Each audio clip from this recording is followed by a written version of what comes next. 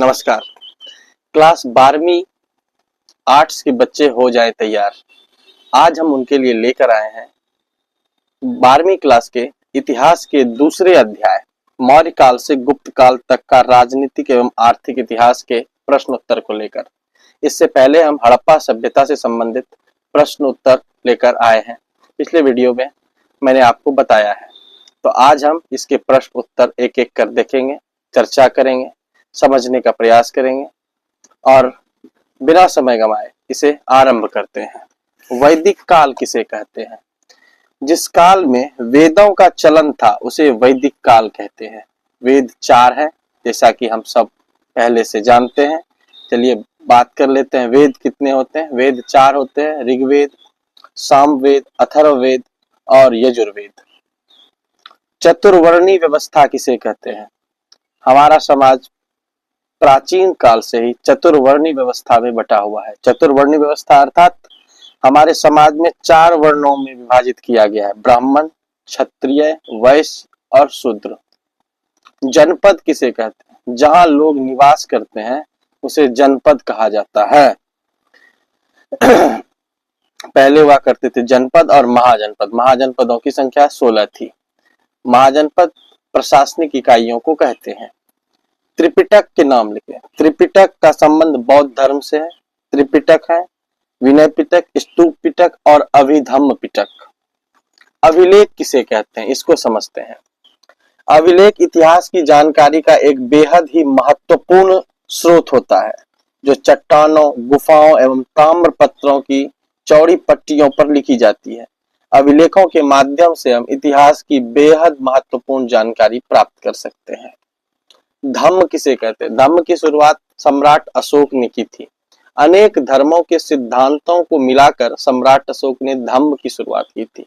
धम्म के सिद्धांतों को पालन कर, धम्म के सिद्धांतों का अनुसरण कर आज भी हम अपने जीवन को अच्छा बना सकते हैं। तो चलिए धम्म को समझने का प्रयास करते हैं।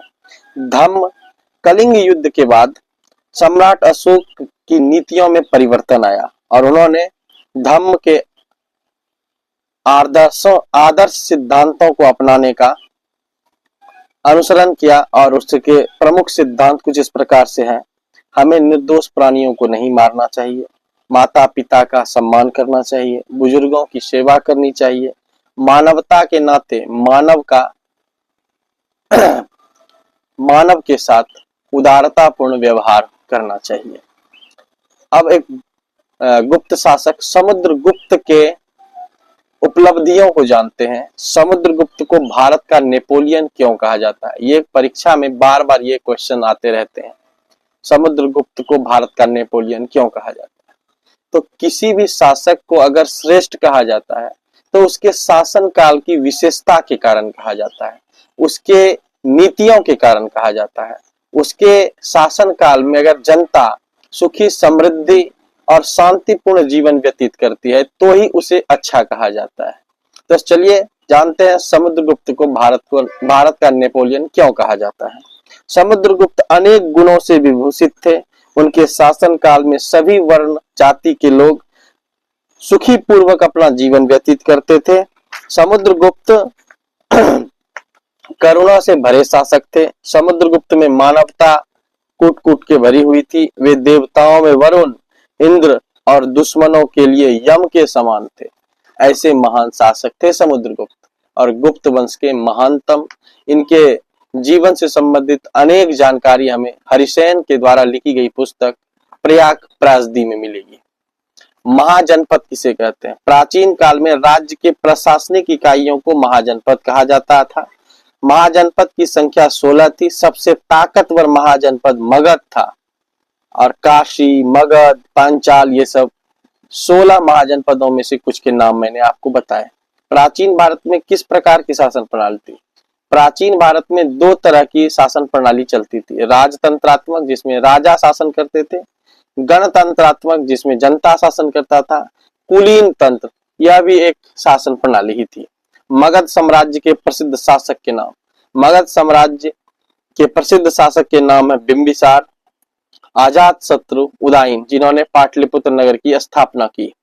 मौर्य साम्राज्य के 3 शासक चंद्रगुप्त मौर्य, बिंदुसार, अशोक, ये महान हुए। सम्राट अशोक के नाम से इन्हें जाना जाता है।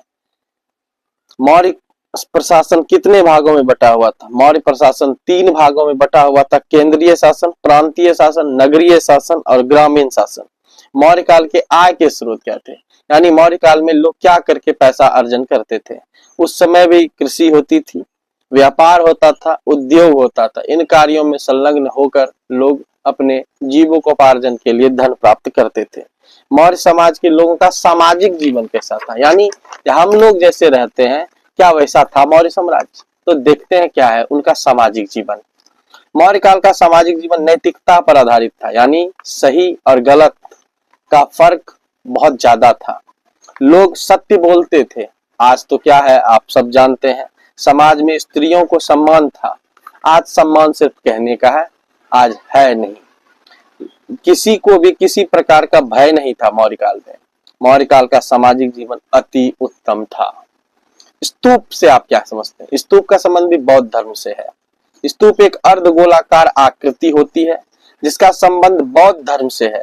स्तूप के ऊपरी चोटी चपटी होती है और सांची स्तूप मध्य प्रदेश में इसका जीता जागता उदाहरण है, जो मौर्य साम्राज्य के स्थापत्य कला का एक जीता जागता प्रमाण है।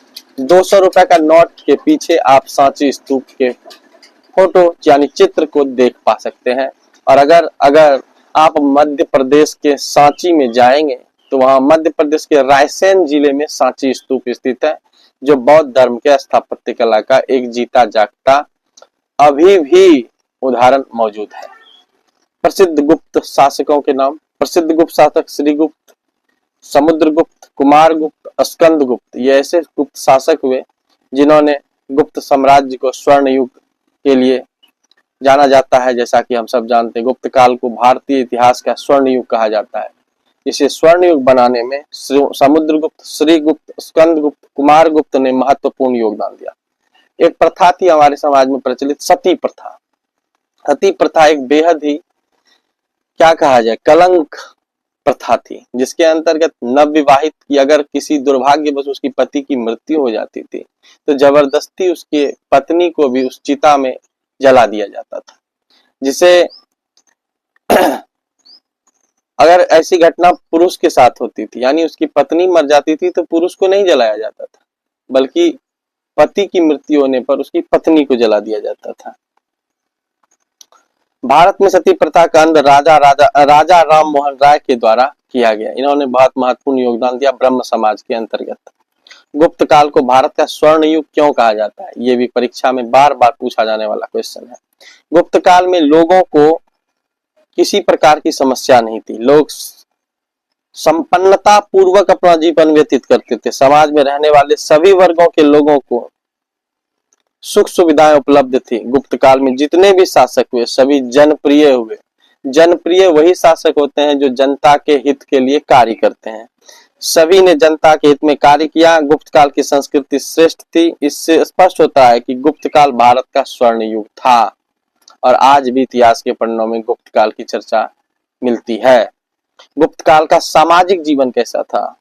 जैसा कि हमने पहले ही आपको बता चुका। गुप्त काल के 3 प्रसिद्ध मंदिर। गुप्त काल के 3 प्रसिद्ध मंदिर एरन विष्णु मंदिर, तिगवा का विष्णु मंदिर और देवगढ़ का दशावतार मंदिर। गुप्त काल के 3 प्रसिद्ध कवि। गुप्त काल के 3 प्रसिद्ध कवि हुए कालिदास, भवभूति और भारवी। गुप्त काल में सिंचाई का 3 साधन, वही जो कि जैसा कि आज भी उसका उपयोग किया जाता है, कुआं, नहर, तालाब इत्यादि के माध्यम से खेतों की सिंचाई कर उत्पादन को बढ़ाया जाता। अग्रहार किसे कहा जाता था? गुप्त काल में मंदिर एवं ब्राह्मणों को दान दिए जाने वाली जमीन को अग्रहार कहा जाता था। यह भूमि कर मुक्त होता था, इसको बेचा नहीं जा सकता था। आशा करता हूं इस वीडियो के माध्यम से आप अधिक से अधिक लाभ प्राप्त करेंगे। सभी अपने दोस्त मित्रों के साथ इस वीडियो को शेयर करें और आगे के चैप्टर को लेकर बहुत जल्द आपके सामने उपस्थित होंगे। महाभारत कालीन इतिहास की जानकारी अगले वीडियो में हम आपको देंगे। तब तक के लिए बने रहे मेरे साथ। मेरे चैनल को लाइक, शेयर, सब्सक्राइब करना ना भूलें। बहुत बहुत धन्यवाद।